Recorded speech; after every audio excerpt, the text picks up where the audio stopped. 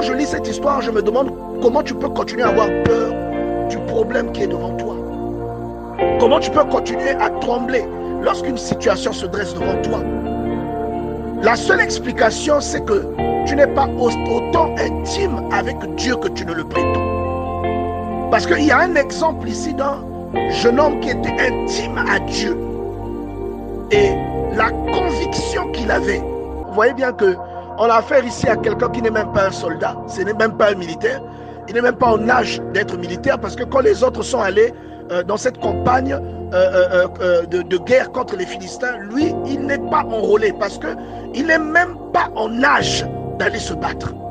Il n'a pas l'âge d'être un soldat. La Bible déclare qu'il avait 3 de ses frères qui avaient accompagné l'armée de Saül. Mais lui, il n'a pas pu les accompagner. Il n'avait même pas l'âge d'être un militaire. Et quand vous lisez ce genre de choses, que vous comprenez que la foi, vous ne pouvez pas l'improviser. Vous pouvez prétendre être un enfant de Dieu. Vous pouvez prétendre être un chrétien.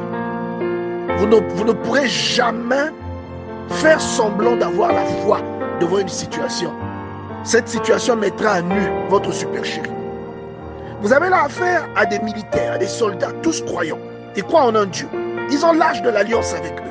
Ils ont peur d'affronter cet homme. Et à côté, vous avez un petit berger qui est un adolescent. C'est même pas un adulte. Qui ne sait pas encore manier les armes militaires. Il n'a qu'une fronde. Mais il y a un élément important que j'aimerais ressortir aussi. C'est que ce petit berger est passé par la formation militaire de Dieu. C'est-à-dire que Dieu l'a fait passer par des épreuves qui l'ont préparé. Mais même Saül n'a pas pu aller affronter Goliath. C'était le roi, censé être le plus brave d'entre eux. Vous voyez? Et il a même donné son armure à David. Et David n'a pas pu se battre avec.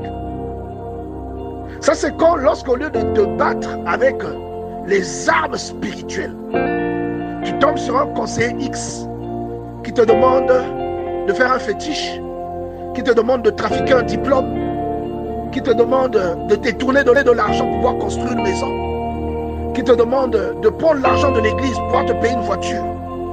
Et c'est inconfortable, tu ne gagneras pas cette bataille. Et nous avons un petit berger qui est passé par l'école de Dieu, qui avait une relation très particulière avec Dieu. La Bible le définit comme le dernier de sa famille. Et la Bible dit qu'il avait un don dans la musique. Lorsqu'il chantait et qu'il jouait, sa musique pouvait exorciser quelqu'un. Et ce jeune berger était consacré à Dieu.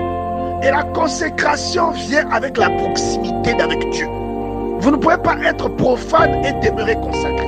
Vous voyez, la consécration vient avec votre crainte, avec votre marche, votre proximité avec Dieu. Vous voyez? Et vous voyez que toute une armée est tenue en échec.